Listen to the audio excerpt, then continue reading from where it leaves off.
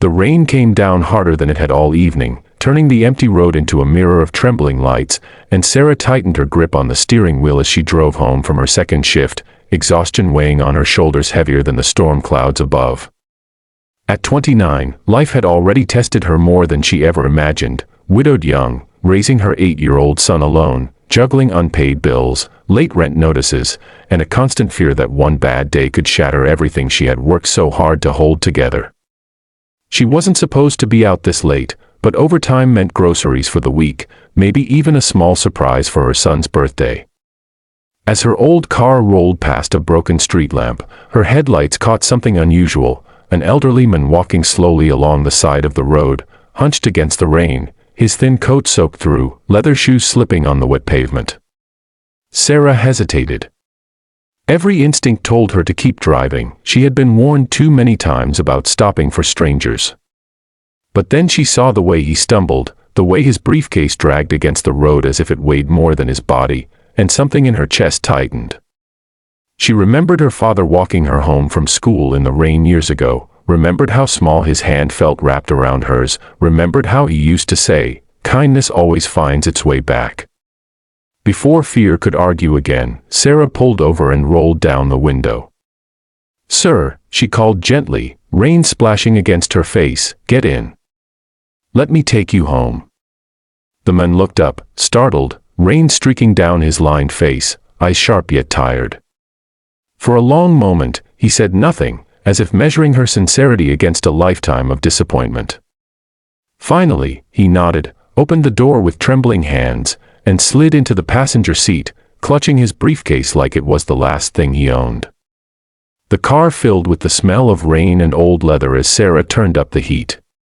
"Thank you," he said quietly, voice steady but worn. "I didn't think anyone would stop." Sarah smiled softly, eyes still on the road. "My son says heroes wear capes," she replied. "I think they just drive old cars and make bad decisions." The man chuckled, a sound that seemed unfamiliar to him, like he hadn't laughed in a long time.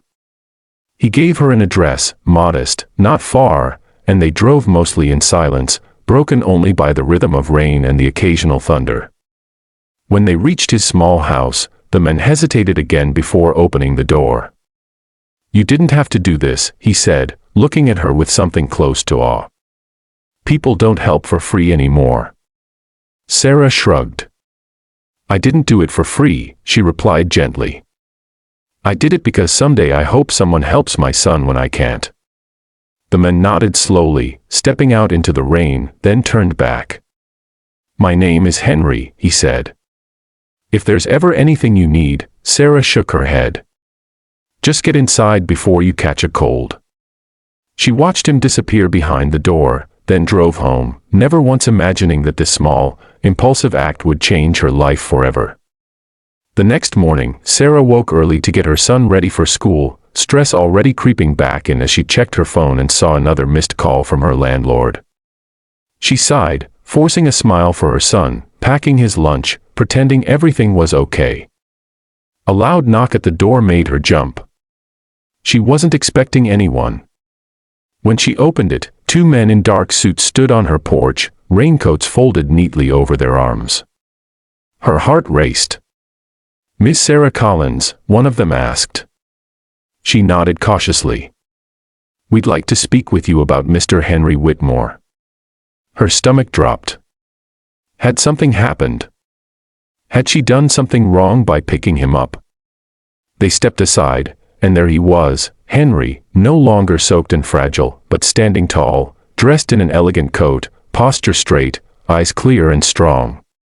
"Good morning, Sarah," he said warmly. She stared, stunned. "I wanted to thank you properly," he continued. "Yesterday, you saw me at my lowest. What you didn't know is that I spent most of my life building an empire, companies, investments, wealth beyond comfort. And in the process, I lost everyone who mattered. Last night, walking home in the rain after selling my car by choice, I wanted to remember what it felt like to be human again." Sarah struggled to find her voice. "I don't understand," Henry smiled. I recently decided to give away most of what I own, but not blindly. I wanted to see kindness where there was no reward.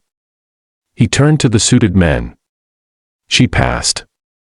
Sarah's breath caught as one of the men handed her an envelope. Inside was a letter, detailing a trust fund, enough to clear her debts, secure her son's education, and give her a future she had only dreamed of. Tears blurred her vision. "I can't accept this," she whispered. Henry gently closed her fingers around the paper. "You already did," he said softly. "The moment you stopped for me." He knelt slightly to her son's height.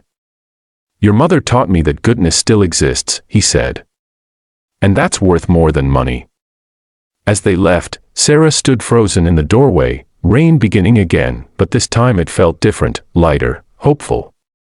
She hugged her son tightly, heart pounding with gratitude, realizing that kindness, even in its smallest form, carries a power no storm can wash away. And as you think about Sarah and Henry, remember this: every act of kindness you give without expecting anything in return has the power to change lives, including your own. If stories like this remind you that humanity still matters, subscribe to the channel, because every story we share is a reminder that even in the darkest rain, compassion can light the way.